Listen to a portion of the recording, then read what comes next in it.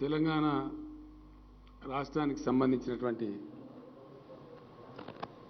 వరి ధాన్యం కొనుగోలు మీద జరుగుతున్నటువంటి వ్యవహారంలో ఎన్నిసార్లు మేము నిరంతరంగా డిమాండ్ చేసినా కేంద్రం నుంచి ఇప్పటివరకు ఉలుకు పలుకు లేదు, ఎటువంటి సమాధానం కూడా వస్తలేదు. మేము కోరిందల్లా ఏంటంటే అన్ని రాష్ట్రాల నుంచి ధాన్యం సేకరించినట్టే తెలంగాణ నుంచి సేకరిస్తారు కాబట్టి యాన్యువల్ టార్గెట్ ఇవ్వండి, సంవత్సరానికి టార్గెట్ ఇవ్వండి, దాన్ని బట్టి ఇక్కడ సర్దుబాటు చేయాల్సిన అక్కర ఉంటుంది. అందువల్ల దాన్ని చేయమని చెప్పి రిక్వెస్ట్ చేసినాం. ఎందుకో మరి సరైనటువంటి పద్ధతులలో రావడం లేదు. మొన్న మేము ధర్నా చేసిన రోజు కూడా రాష్ట్ర ప్రభుత్వంతో చర్చ జరుపుతాం, మాట్లాడతామని అన్నారు. చివరి ప్రయత్నంగా రేపు వెళ్తా ఉన్నాం ఢిల్లీకి. మంత్రుల డెలిగేషన్, పార్లమెంట్ సభ్యుల డెలిగేషన్, చీఫ్ సెక్రటరీ నాయకత్వంలో finance secretary, agriculture secretary and civil supply secretary అధికారుల డెలిగేషన్ అందరం కలిసి వెళ్తున్నాం.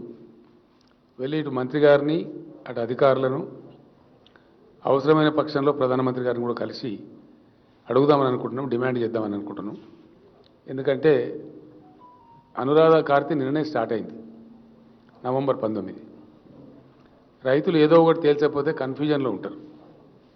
అనవసరమైనటువంటి ఇబ్బందులు చాలా వచ్చేటువంటి అవకాశం ఉంటుంది. రైతులు కూడా మొన్న చాలా సందర్భాల్లో డిమాండ్ రండి కేశానా ఒకటే చైర్ అడ్జస్ట్ చేయండి, ఒక చైర్ ఏంటి అడ్జస్ట్ చేయండి. సో కన్ఫ్యూజన్ వస్తుంది. ఎందుకంటే రైతులు ఏమంటారంటే మాకు ముందే చెప్తే మేము వేరే పంటను వేసుకుందాం కదా, యాళ్లకు నష్టపోయినామనే మాట వస్తుంది.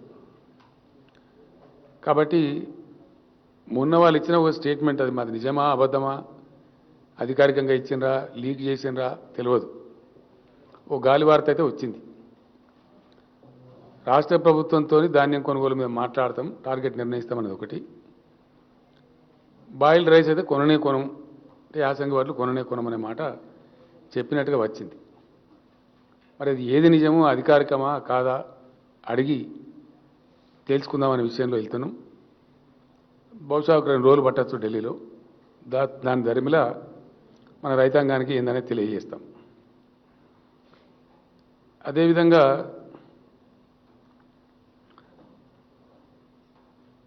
భారత రైతాంగం పక్షాన గత 13 నెలల కాలంగా అనేక ఒత్తిడులు, కేసులు, ప్రకృతి కలిగించిన ఇబ్బందులు తట్టుకొని అద్భుతమైనటువంటి విజయం సాధించినటువంటి రైతాంగ పోరాట వీరులందరికీ కూడా మేము అభినందనలు తెలియజేస్తూ ఉన్నాం.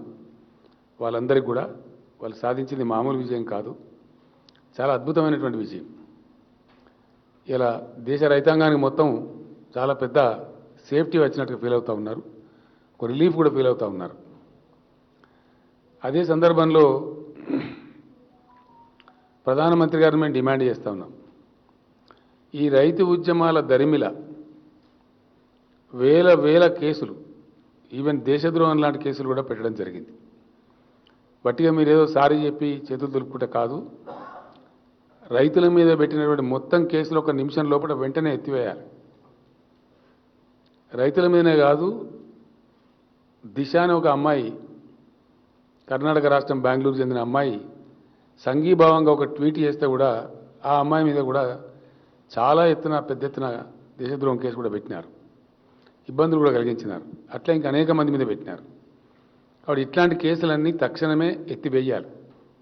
ఒక పాలసీ డెసిషన్ తీసుకున్న తర్వాత మళ్ళీ ఇంకా రైతులను వేధించడం కానీ ఆ కేసులు కొనసాగించడంలో కానీ అర్థం ఉండదు. కాబట్టి వెంటనే we demand the Honorable Prime Minister and Government of India to please withdraw all the cases which were filed against the farmers during the agitation. అది ధర్మంగా ఉంటుంది, న్యాయంగా ఉంటుంది. రెండవది కూడా మేము డిమాండ్ చేస్తూ ఉన్నాం. మొట్టమొదట సంఘీభావంగా ఇంత గొప్ప అద్భుతమైనటువంటి విజయాన్ని సాధించినటువంటి సందర్భంలో ఒక దుఃఖకరమైనటువంటి అంశం ఏంటంటే చాలా దుర్మార్గంగా కేంద్రం వ్యవహరించడం, దాదాపుగా 700 నుంచి 750 మంది రైతులు ఆత్మార్పణం చేసినారు, చనిపోయినారు ఈ పోరాటంలో భాగంగా. కొందరు గుండె జబ్బులు వచ్చి, కొందరు ఇంకోటి వచ్చి ఆ పోరాటంలో పాల్గొంటూ చనిపోయిన వాళ్ళు ఉన్నారు. కొందరు ఎక్కువ ఆవేశపడి చనిపోయిన వాళ్ళు ఉన్నారు. కొందరు ఒత్తిడికి లోనై చనిపోయిన వాళ్ళు ఉన్నారు. వాళ్ళందరికీ కూడా సంఘీభావాన్ని ప్రకటిస్తూ వాళ్ళ కుటుంబాలు కూడా బదారణ పడదీయాల.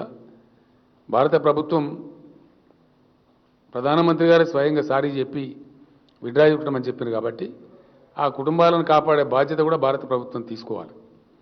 అదేవిధంగా తెలంగాణ ప్రభుత్వం మా తరఫున తప్పకుండా ఆ కుటుంబాలను ఆదుకోవాలి అని చెప్పి వాళ్ళ వివరాలు ఏమని చెప్పి ఆ రైతు సంఘటన నాయకులను అడుగుతా ఉన్నాం.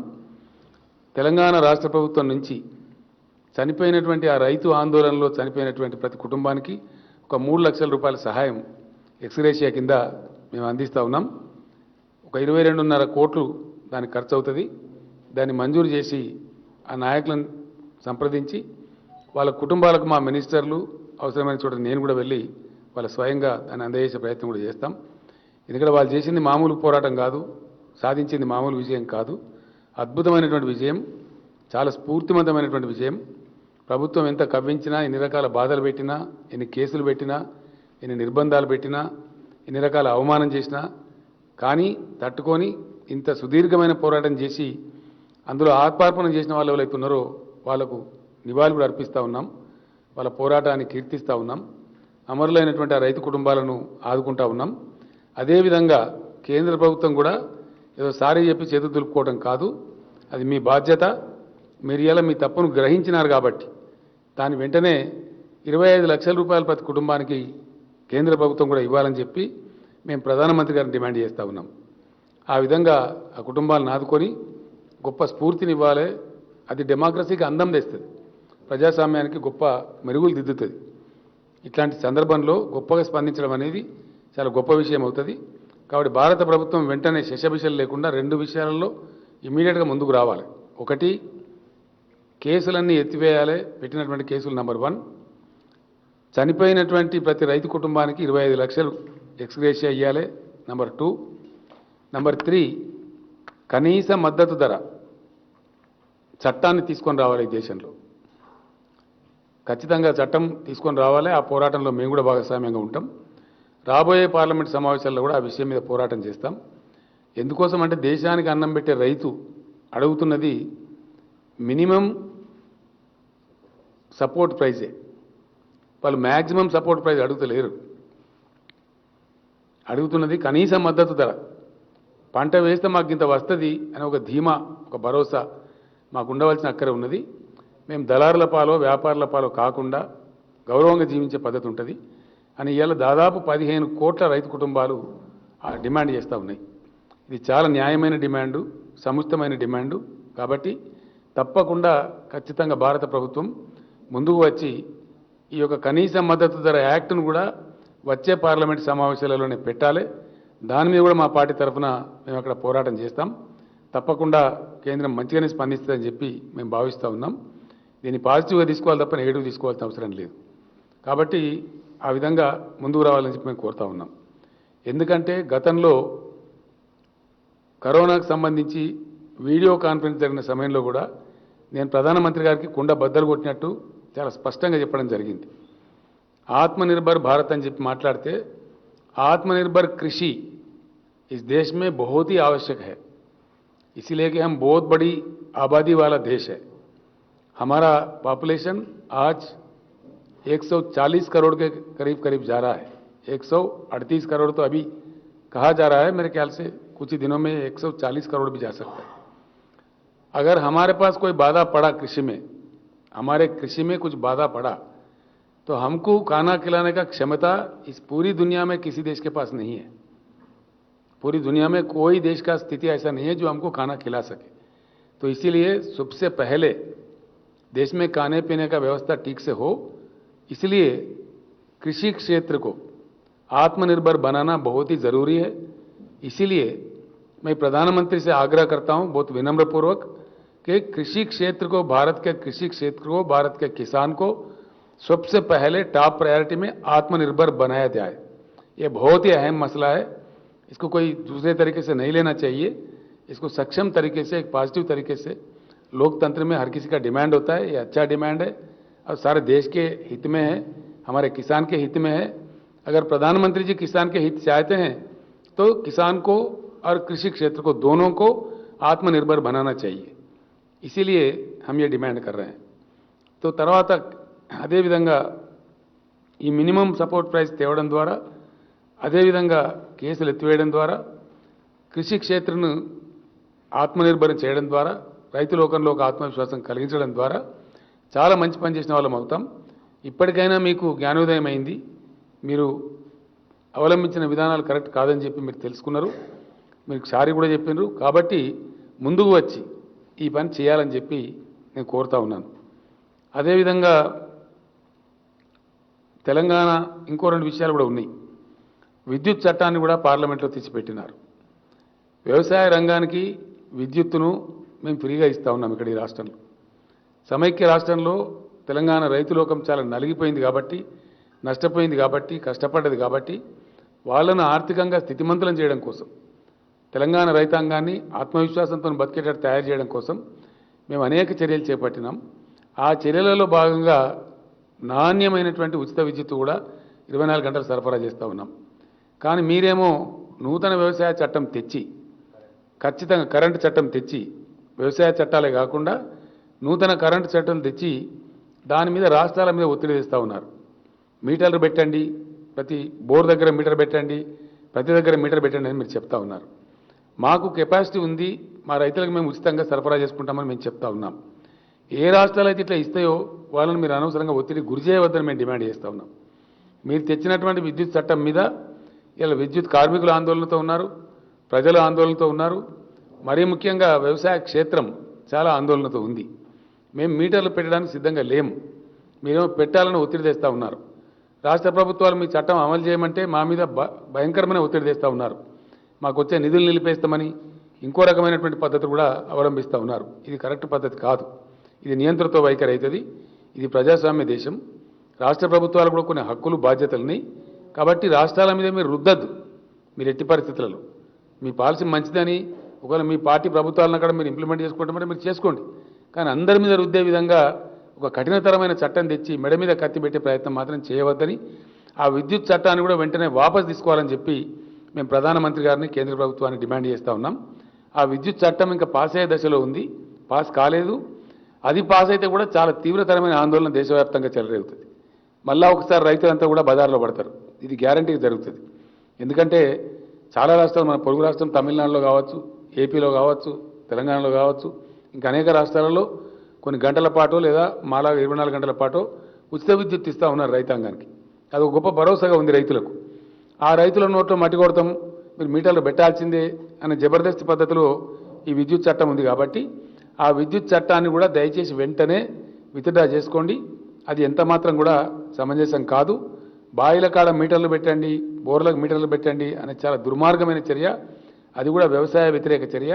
కాబట్టి దాన్ని కూడా ఈ చట్టాలతో పాటు పార్లమెంట్ నుంచి అది పాస్ చేయకుండా వాపసు తీసుకోవాలి. మేము టీఆర్ఎస్గా డెఫినెట్గా ఆ చట్టాన్ని తీవ్రంగా వ్యతిరేకిస్తాం.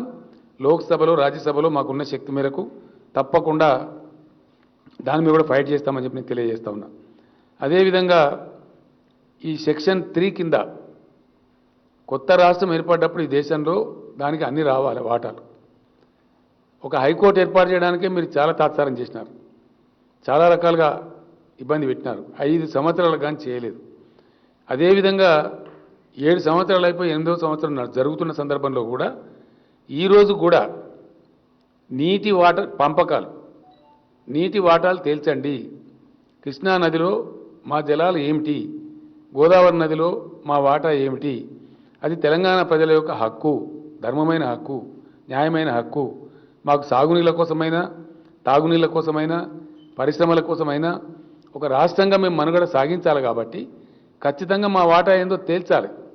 మరి గొప్ప కేంద్ర ప్రభుత్వం ఉంటే 7 సంవత్సరాలు పట్టకూడదు. 7 సంవత్సరాల సమయం గడిచిపోతే రాష్ట్ర ప్రభుత్వానికి ఎన్ని ఇబ్బందులు ఉంటాయి, ఎన్ని అవస్థలు ఉంటాయి. కొత్తగా ఏర్పడే రాష్ట్రం ఎంత ఆరాటం ఉంటుంది, కొత్త ప్రాజెక్టులు కట్టుకోవాలి, నీళ్ళు ఇచ్చుకోవాలి, కరువును తరిమేయాలి అనే గొప్ప ప్లానింగ్ ఉంటుంది.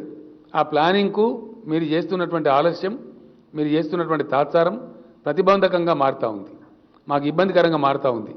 కాబట్టి నేను ఈ ట్రిప్లో ఢిల్లీ వెళ్ళినప్పుడు కేంద్ర జలశక్తి మంత్రి గారిని లాస్ట్ టైం కూడా కలిసినాను, 2-3 టైమ్స్ కలిసినాను, మళ్ళీ ఇప్పుడు కూడా కలుస్తాను, డిమాండ్ చేస్తాను ఖచ్చితంగా. అవసరమైతే పీఎం కలిసి కూడా డిమాండ్ చేసి మా వాటా తేల్చండి. మా డిమాండ్ల్లో ఒకటే, సెక్షన్ 3 కింద గోదావరి కృష్ణా జలాల పంపిణీని వెంటనే ట్రిబ్యునల్ ఏర్పాటు చేసి ఆ ట్రిబ్యునల్కు పంపించండి. మీరు చెప్పిన ప్రకారం మేము ఇలా సుప్రీంకోర్టులో కేసు కూడా విత్డ్రా చేసుకున్నాం, కాబట్టి పంపియండి. పంపిస్తే ఆ పంపించి ఊరుకోవడం కాకుండా టైం బౌండ్ డెసిషన్ ఇచ్చే విధంగా ఆ ట్రిబ్యునల్ కూడా ఆదేశించండి. ఒక 3 నెలల 4 నెలల టైంలో 2 రాష్ట్రాల మధ్యనే కాబట్టి, ఏపీ తెలంగాణ మధ్యనే కాబట్టి, ఆ వాటాలు కూడా తేల్చే విధంగా టైం స్టిప్యులేటెడ్గా, టైం బౌండ్గా 2 రాష్ట్రాల మధ్య వాటాలు తేల్చే విధంగా పంపించమని కూడా మేము కేంద్రాన్ని డిమాండ్ చేస్తూ ఉన్నాం. ఒకవేళ పంపించకపోతే డెఫినెట్గా పెద్ద ఎత్తున ఇక్కడ ప్రజా ఆందోళన లేవదీస్తాం, ఉద్యమాలు లేవదీస్తాం, అడుగడుగును నిలదీస్తాం. పార్లమెంట్లో కూడా మా శక్తి మేరకు డెఫినెట్గా ఇతర రాష్ట్రాల వాళ్ళని కూడా కలుపుకొని పెద్ద ఎత్తున పోరాటం కూడా చేపడతామని చెప్పి తెలియజేస్తాం. ఎందుకంటే మా ఓపిక కూడా ఒక హద్దు ఉంటుంది. 7 సంవత్సరాలు దాటిపోయినాయి, మీరు అనేకమైనటువంటి ఇబ్బందులు కలిగిస్తూ ఉన్నారు, మా ప్రాజెక్టులు క్లియరెన్స్ చేయడం లేదు. వాటాలు తెగిపోతే ఇవాళ వాటా వాళ్ళకి తెలిపోతే ఈ కిరికిరంతా పోతుంది, ఈ పంచాయతీలు పోతాయి. మేము అడిగేదేమో అసంబద్ధమైంది కాదు, అన్యాయమైంది కాదు, లేదా గొంతెమ్మ కోరిక కాదు. మేము అడుగుతున్న న్యాయమైన కొట్లాట. టైం గడిచిన తర్వాత అడుగుతూ ఉన్నాం. ఇంత సమయం గడిచిపోయిన తర్వాత ఎవరి ఓపికకైనా కానీ, ఎవరి సహనానికైనా కానీ ఒక హద్దు అనేది ఉంటుంది. ఆ సహనాన్ని పరీక్షిస్తే మాత్రం మంచిది కాదు. తెలంగాణ ఉద్యమాల గడ్డ ఇది. కాబట్టి నీటి వాటాల పంపకం కూడా వెంటనే తేల్చాల కేంద్రం. ఇది కేంద్రం యొక్క ధర్మమైన న్యాయబద్ధమైనటువంటి బాధ్యత. ఆ బాధ్యత నెరవేర్చడంలో మీరు విఫలం చెందినారు. ఆ మధ్య మీ కేసు ఉంది సుప్రీంకోర్టులో అని చెప్పి విత్డ్రా చేసుకోమంటే విత్డ్రా కూడా చేసుకున్నాం. చాలా సమయం గడిచిపోతూ ఉంది, ఇంకా మేము వేచి ఉండలేము. కాబట్టి దయచేసి ఇది కూడా వెంటనే తేల్చాలా, లేదా పెద్ద ఎత్తున పోరాటానికి ఆందోళనలు కూడా మేము రూపకల్పన చేయాల్సి వస్తుంది. మీరు దిగిరాక తప్పదు. కాబట్టి మంచి మాటతోనే మీరు దాన్ని డిమాండ్ చేయాలని చెప్పి మేము కోరుతా ఉన్నాం. వడ్ల విషయంలో ఇప్పుడు తేల్చుకొని వస్తాం, మీరు తేల్చడం లేదు, అది కూడా తేల్చుదాం. దాని తర్వాత ఏం చేయాలో మేము రైతులకు కూడా చెప్తాం. అదేవిధంగా రాష్ట్ర శాసనసభలో ప్రజలకు సంబంధించి, ప్రజల ఆకాంక్షలకు సంబంధించి, ప్రజల కోరికలకు సంబంధించి చాలా తీర్మానాలు చేసి మేము పంపినాం. ఆంధ్రప్రదేశ్ రాష్ట్రంలో ఉన్నప్పుడు మా గిరిజనుల జనాభా పలచబడి ఉండేది, గిరిజనుల శాతం 6% చూపెట్టబడేది. తెలంగాణ ఏర్పడ్డ తర్వాత ఆ శాతం పెరిగింది. ఆ ధర్మిలో మేము రిజర్వేషన్ పెంచుకుంటామని చెప్పి, మాకు పర్మిషన్ ఇవ్వమని చెప్పి, మీరు తమిళనాడుకి ఎట్లయితే ఇచ్చిండ్రో అట్లా మాకు కూడా ఇవ్వమని చెప్పి, కేసు ఏమైతే అయితే సుప్రీంకోర్టులో ఉండేది పెండింగ్ ఉన్నా పర్వాలేదు, అందరితో పాటు మా కథ తేలుతుంది దేశంతో పాటు. కానీ మాకు ఇవ్వండి, మా గిరిజనులకు మేము మేలు చేసుకుంటామంటే దాన్ని అక్కడ కాలరాసి పెట్టినారు.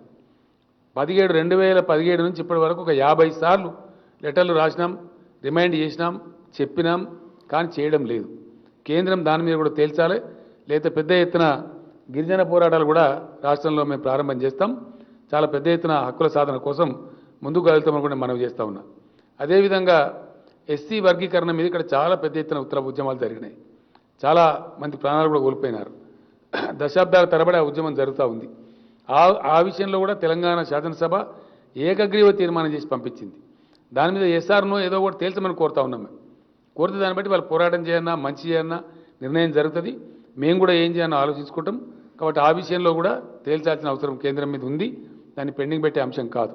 అదేవిధంగా బీసీ ప్రజల నుంచి కూడా డిమాండ్ ఉంది, కులగణన చేపట్టాలి. ఇప్పుడు కొత్తగా జరిగేటువంటి జనాభా లెక్కలలో బీసీ కులగణన చేయమని కోరుతా ఉన్నారు. అందులో తప్పేం లేదు. ఎవరి కులం ఎంతో తేలితే దాన్ని బట్టి కూడా మంచో చెడనో కొన్ని నిర్ణయాలు జరుగుతాయి. అన్ని ప్రభుత్వాలు నిర్ణయాలు తీసుకునే అవకాశం ఉంటుంది కేంద్రంతో పాటు. ఈ లెక్కలు దాచిపెట్టాలి అనేది ఎందుకు సమంజసం, ఎట్లా సమంజసం, ఎందుకోసం దాచిపెట్టాలా? పారదర్శకంగా ఉంటామని చెప్పే ప్రభుత్వాలు ఎందుకు లెక్కలు దాచిపెట్టాలి? అవసరం ఏంది? కులగణన చెయ్యము అని ఎందుకు చెప్పాలా? దానిలో ఉన్న సెన్సిటివిటీ ఏంది? ఈ రోజు ఉండే నాగరిక ప్రపంచంలో ఎవరి జనాభా ఎంతనో తెలిసేలేనటువంటి దుస్థితిలో దేశం ఎందుకు ఉండాలా? ఏం అవసరం ఉంది? దేనికోసం ఆపెట్టాలా? ఇది సెన్సిటివ్ ఇష్యూ అని కేంద్రం మాట్లాడుతూ ఉన్నది. అట్లా మాట్లాడడం తెలివి తక్కువ ముచ్చటాన్ని మేము చెప్తా ఉన్నాం. అది సెన్సిలెస్ ఇష్యూ అవుతుంది. ఎందుకు దాచిపెట్టాలా? ఎవరి కోసం దాచిపెట్టాలా? దేనికోసం సెన్సిటివ్ ఇది? ఎట్లయితే ఎస్సీ ఎస్టీలో తేల్చినామో ఇది కూడా తేల్చండి, మిగతా అనుకూలాలు తేల్చండి. తేల్తుంది ఒకసారి ఏమవుతుంది? ఎట్లాగూ క్యాస్ట్లు ఉన్నాయి, క్యాస్ట్ ఇజం ఉన్నది మన దేశంలో, అందులో అనుమానమే లేదు. దానిలో సిగ్గుపడడం ఎందుకు? మనమే ప్రభుత్వాలే క్యాస్ట్ సర్టిఫికెట్లే ఇస్తూ ఉన్నాం. దానిలో దాచిపెట్టడం ఎందుకు నాకు అర్థం కాదు. దాని ఉన్నది ఏంటి, దాని ఉన్న బ్రహ్మ పదార్థం ఏంది, ఎందుకు దాయాలి? దాని ద్వారా సాధించేది ఏంది దేశం? లేనటువంటిది ఒకటి పెట్టడం అనేది కరెక్ట్ కాదు. ఇది పెద్ద వివాదానికి దారితీస్తుంది. బీసీలు డిమాండ్ చేస్తూ ఉన్నారు. ఖచ్చితంగా రాబోయే జనగణనలో కులగణన చేపట్టాలని కూడా మేము సీరియస్గా డిమాండ్ చేస్తూ ఉన్నాం. ఆ విధంగా చేయాలని చెప్పి కోరుతూ ఉన్నాం. మరొక్కసారి మేము కేంద్ర ప్రభుత్వాన్ని, తెలంగాణ రైతుల పక్షాన్ని నేను కోరుతా ఉన్నా. అనురాధ కార్తీ ఆల్రెడీ నిర్ణయం వచ్చేసింది. ఇంకా తాత్సారం చేయొద్దండి. మీరు ఎంత తీసుకుంటారో, ఏం తీసుకుంటారో యాన్యువల్ టార్గెట్, ఒక సంవత్సరానికి తెలంగాణ నుంచి కొనే వరి ధాన్యం ఎంత తీసుకుంటారు అనేది తేలిస్తే దాన్ని బట్టి మేము ఇక్కడ రైతులకు చెప్పి పంటలు వేయించుకుంటాం, రైతాంగాన్ని కాపాడుకుంటాం. కాబట్టి దయచేసి ఈ విషయంలో తాత్సారం వద్దు. రేపు ఫైనల్గా చీఫ్ సెక్రటరీ నాయకత్వంలో అధికారుల బృందం, మంత్రుల నాయకత్వంలో వ్యవసాయ శాఖ మంత్రి నిరంజన్ రెడ్డి గారు, పౌర సరఫరాల శాఖ మంత్రి గంగుల కమలాకర్ గారు, ఇంకా కొందరు మినిస్టర్లు కూడా కలిసి మంత్రుల డెలిగేషన్, అదేవిధంగా అధికారుల డెలిగేషన్ అడుగుతాం. నేను కూడా ఢిల్లీలోనే ఉంటాను 1-2 డేస్. ఆ సందర్భంలో జలశక్తి మంత్రి గారిని కలవటం, వీలైతే ప్రధానమంత్రి గారిని కూడా కలవడం, ఈ డిమాండ్లు పెట్టడం, ఇవన్నీ కూడా చేస్తాం. దీని మీద ఈ రకంగా చేయాలని చెప్పి మేము డిమాండ్ చేస్తూ ఉన్నాం. స్థానిక బీజేపీ నాయకులు కూడా ఇంకా పిచ్చి పిచ్చి మాటలు, ఇంకా పిచ్చి పిచ్చి వ్యవహారాలు మాట్లాడకుండా, మీ బండారం బయటపడ్డది ఇప్పటికే. మీ కథ ఏందో తెలిసిపోయింది జనానికి పూర్తిగా అర్థమైంది. అసలు జరుగుతున్నది ఏంది, మీరు చేస్తున్న అసత్య ప్రచారాలు ఏంది, మీరు చేసినటువంటి తప్పుకు మాది పొరపాటు అయింది క్షమించమని చెప్పి ప్రజల ముందు మీరు చెంపలేసుకొని ప్రజలకు క్షమాపణ చెప్పాలి, తెలంగాణ రైతులకు కూడా క్షమాపణ చెప్పాలి. మేము డిమాండ్ చేస్తున్నాం. ఇంకా అడ్డగోలుగా మాట్లాడతాం, అరాకిరి మాట్లాడతామంటే జరగదు, జరిగే పని కాదు. కాబట్టి అనవసరమైన బేసిజాలకు పోకుండా వాస్తవాలు ప్రజలకు చెప్పాలి. మీరు చెప్పినటువంటి తప్పుడు మాటలకు, మీరు చెప్పిన తప్పుడు ప్రయత్నాలకు కూడా మీరు క్షమాపణ వేడుకోవాలని చెప్పి కూడా మేము డిమాండ్ చేస్తూ ఉన్నాం. ఇదే సందర్భంలో తెలంగాణ రైతులకు నేను మనవి చేస్తూ ఉన్నా, ధాన్యం తెచ్చే క్రమంలో తొందర పడకండి. తప్పకుండా చివరి గింజ వరకు ధాన్యాన్ని ప్రభుత్వం కొంటది. ఈ వర్షాకాలం ధాన్యం, ఇప్పుడు వచ్చే ధాన్యం ఏదైతుందో కల్లాలకు వచ్చేది 6,600 పైచీలకు కేంద్రాలు ఆల్రెడీ ఓపెన్ అయినాయి. అవసరమైతే ఇంకా కొన్ని కూడా ఓపెన్ చేస్తాం. దాంట్లో అసలు ఇబ్బందే లేదు. జాగ్రత్తగా తెచ్చుకోండి ధాన్యాన్ని. కొయ్యని వాళ్ళు తొందరపడకండి. ఇంకొక 3-4 రోజులు వర్షం ఉంటుందని చెప్తున్నారు. కోసి అనవసరంగా పెడితే తడిసిపోయి రంగు మారిపోయి దెబ్బతినే ప్రమాదం ఉంటుంది. కోతలు కాని వాళ్ళు కొయ్యబోకండి, 2 రోజులు కొయ్యండి. కోతలు అయిన వాళ్ళేమో జాగ్రత్తగా తీసుకొని రండి. ఆ విధంగా ఇబ్బంది పడే అవసరం లేదు. కొద్దిమంది రాజకీయ బేహారులు, వాళ్ళకి ఎక్కడేం పని లేదు, తలా లేదు, తోక లేదు, బాధ్యత లేని వాళ్ళు వచ్చి అడగోలుగా పిచ్చి పిచ్చిగా మాట్లాడుతూ ఉన్నారు. వాళ్ళని అక్కడ రైతులను నిలదీస్తూ ఉన్నారు. కాబట్టి మీరు ఈ చిల్లరగాలు చేసేటువంటి వాటికి గురి కాకుండా నిదానంగా జాగ్రత్తగా మీ ధాన్యాన్ని తెచ్చుకోండి. చివరి గింజ వరకు కూడా ఈ వానాకాలం పంటను రాష్ట్ర ప్రభుత్వం కొనుగోలు చేస్తుంది. తప్పకుండా మీ డబ్బులు కూడా చెల్లిస్తుంది. గతంలో చెల్లించిన మాదిరిగా, నేను గతంలో చెప్పిన మాదిరిగా రైతు బంధు కూడా యాసంగి కోసం డబ్బులు సిద్ధం చేస్తూ ఉన్నాం. టంచనగా రైతు బంధు కూడా మీకు ఇవ్వడం జరుగుతుంది. బ్రహ్మాండంగా సంతోషంగా యాసంగి పంటలు పండియండి. ఏ పంటలు పండియాలనేది ఢిల్లీకి పోయొచ్చిన తర్వాత మరి వరి వేయమంటారా, వేయొద్దంటారా, ఆ కేంద్రం యొక్క నీతి ఏంది తెలిస్తే వారు మరి బీరాలు పలికినరా, వటిగానే చెప్పినరా, అవన్నీ తేలిపోతాయి. తేలిన తర్వాత ఏం చేయాలనో వ్యవసాయ శాఖ మంత్రి గారు ప్రకటిస్తారు, లేదా నేనే ప్రకటిస్తాను, ఎవరమోగలం ప్రకటిస్తాం స్పష్టంగా. ఆ ప్రకారం సంతోషంగా వ్యవసాయం చేసి ముందుకు పోవాలని చెప్పి కూడా తెలంగాణ రైతులను కోరుతా ఉన్నా. Thank you.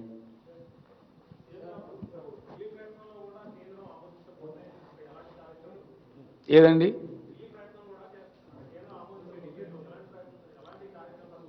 ఒకటి మాత్రం వాస్తవం అండి, డెఫినెట్గా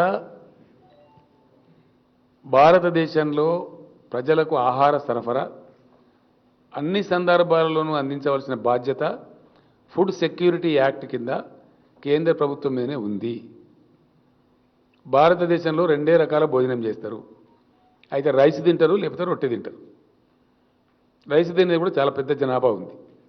కాబట్టి ఈ రైసు సేకరణ కేంద్రం చేస్తూ ఉంది. మేము అడుగుతున్నదల్లా కేంద్రం చేయాల్సిందే, తప్పదు. మనకే 25 లక్షల టన్నులు ఇస్తారండి. మన రాష్ట్రం యొక్క అవసరమే పీడిఎస్ కింద 25 లక్షల టన్నుల బియ్యం మనమే పంచిపెడతాం. అంటే 60 లక్షల టన్నులు మనకే ఉపయోగపడుతుంది. మన దగ్గర బండిది గతంలో లేనప్పుడు అక్కడి నుంచి ఇక్కడి నుంచి సరఫరా చేసేది. కానీ 60 లక్షల టన్నులు అయితే మన అవసరమే ఉంటుంది ఇక్కడ. అది కాక మన ప్రైవేట్లో కూడా ఇంకో 10 లక్షల టన్నులు ఉంటుంది. వీళ్ళు గొప్ప చేసేదేం లేదు. కాబట్టి టార్గెట్ కరెక్ట్గా ఇస్తే దాని ప్రకారంగా మేము పంటలు వేయిస్తాము, మా రైతులకు నేర్పుకుంటాము. ఖచ్చితంగా వాళ్ళు తీసుకోవాల్సిందే. మేము అడుగుతున్నదల్లా ఎంత ఇస్తారు, ఎందుకంటే మాకు అనుభవం చేదుగా ఉంది. మేము 90 లక్షలు తీసుకోమని అడిగినాం, వాళ్ళు 40 లక్షలు అన్నారు. కాదండి మాది ఎక్కువ ఉన్నదని చెప్పినాం, లేదు మీరు తక్కువ ఉన్నదన్నారు. ఆధారాలు తీసుకుపోయి ఇచ్చినాం. మళ్ళీ వాళ్ళే ప్రకటించింది ఇప్పుడు 58,60,000 ఎకరాలలో వరి పంట ఉంది మీ దగ్గర, వాస్తవమే అని వాళ్ళే ఇచ్చారు. మరి ఆ రకంగా వాళ్ళు తేల్చాలి కదా. మేము అడుగుతున్నదల్లా జరుగుతూ ఉంది కరస్పాండెన్స్. ఏం జరుగుతుందో తేలుస్తాం, తేల్చిన తర్వాత మేము చెప్తాం, ప్రజలకు చెప్తాం.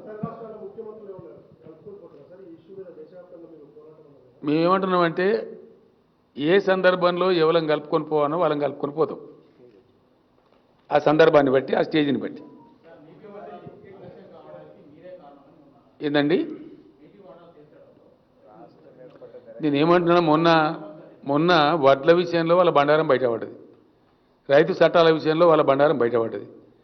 రాష్ట్రం ఏర్పడ్డాక మొదటి నెలలోనే నేను ఇచ్చిన మొట్టమొదటి దరఖాస్తు ఇవ్వమని చెప్పినాం. ఇది ఇంకింత సిగ్గు తీసుకోవడం వాళ్ళు మాట్లాడితే, మరింత పరుగు తీసుకొని బట్టలిప్పుకోవడం తప్ప ఏముండదు. ఎందుకంటే నేను ఒక మాట చెప్తాను, ఏం అడ్డమవుతుందా నీకు ట్రిబ్యునల్కి రెఫర్ చేయడానికి? నువ్వు ఆల్చం, నేను ఆల్చం, నీ బొంద నా బొంద కదా అంటే ఎందుకు నాకు అర్థంగా సొల్లుపురాను? What is that it is preventing the government of India for referring the matter to the tribunal?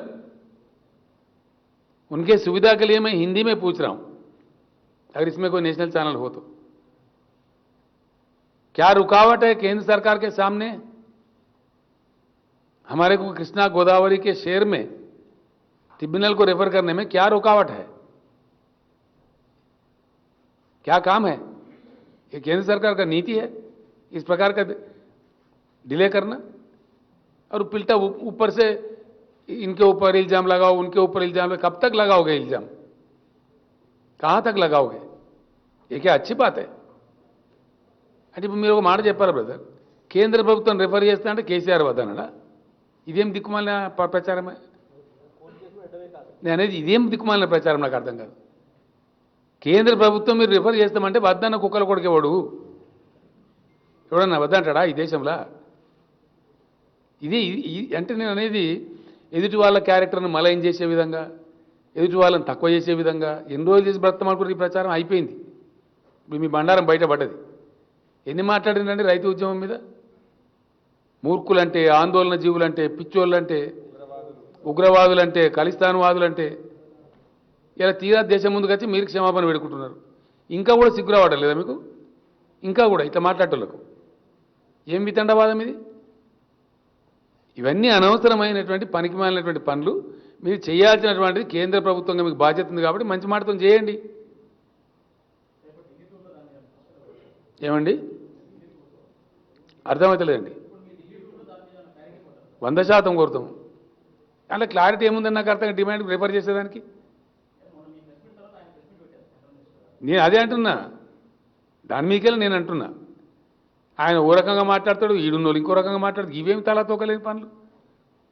If you really want to, you are sincere, you refer it to the tribunal. What is preventing? Simple మాట. మనకు కూడా కేంద్ర మంత్రి గారు ఉన్నారు కదా, ఎవరు ఆపుతున్నాయని వాళ్ళని ఆగబడుతున్నారు, కాలు పోయి కట్టేస్తున్నారు ఎవరన్నా.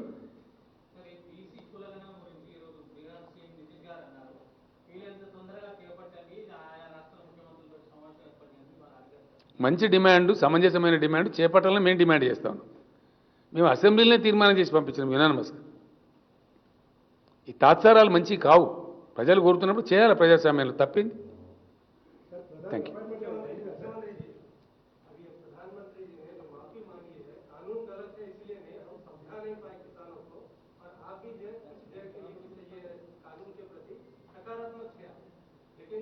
हम सकारात्मक नहीं थे, हम नहीं थे भाई. हम सकारात्मक कब थे? कौन बोला आपको? हमने अपोज किया लोकसभा में, राज्यसभा में. आप गलत है, हम गलत नहीं है. बिल्कुल आप गलत बोल रहे हैं. हम रिकॉर्ड में हैं, we are on record in Lok Sabha and Rajya Sabha. We have oppose the bill tooth and nail. हमारे दोनों लीडर यहाँ बैठे हुए हैं. या आप ऐसा कैसा बोल सकते हैं? नहीं नहीं, मैंने बिल्कुल बोला तेलंगाना किसान क्या पंजाब में बेच सकता? तेलंगाना किसान क्या दिल्ली जाके बेच सकता? बाजू गांव नहीं जा सकता? क्या सूर्यापेट वाला भुवनगिर जाके बेच सकता? ये गलत बात है, बिल्कुल गलत. 100% गलती था। हमने जब मिला प्रधानमंत्री जी से उनको बताया। हाँ सर, जो भी है वापस गया ना भाई, उसके ऊपर आप क्यों अननेसेसरी ये उठा रहे? समझ में नहीं आया। प्रधानमंत्री खुद माफी मांग के वापस लिया तो इसके बाद में चर्चा ही क्या है? जो भी कहा कहा भाई, वापस तो लिया ना। उनके तरफ से कानून गलत नहीं है बोले, हम बोले कानून गलत है। जिस किसी भी तरीके से कानून को वापस लिया गया, खुश रहो और क्या।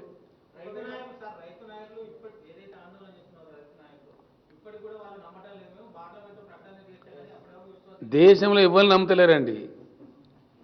ఇది ఎన్నికల స్టంట్ అని అనుకుంటున్నారు. 5 రాష్ట్రాల ఎన్నికల కోసం అవలంబిస్తున్న స్టంట్ అనుకుంటున్నారు తప్ప ఎవ్వరు నమ్మతలేరు. అందుకే మేము ఎంఎస్పీ డిమాండ్ చేస్తున్నాం కదా. డెఫినెట్గా ఎంఎస్పీ కోసం చట్టం తెమ్మంటున్నాం. Minimum support price, maximum support price కాదు. దానిలో ఏముంది? నేను చాలా చాలా మంచిగా చెప్పాను ఇంతకుముందు. आत्मनिर्भर भारत, पहले आत्मनिर्भर कृषि करो, आप आत्मनिर्भर किसान बनाओ, कृषि क्षेत्र को आत्मनिर्भर बनाओ तो बहुत काफी हो गया। देश खाने पीने के लिए किसी को लाचार बेचार नहीं रहेगा। Thank you.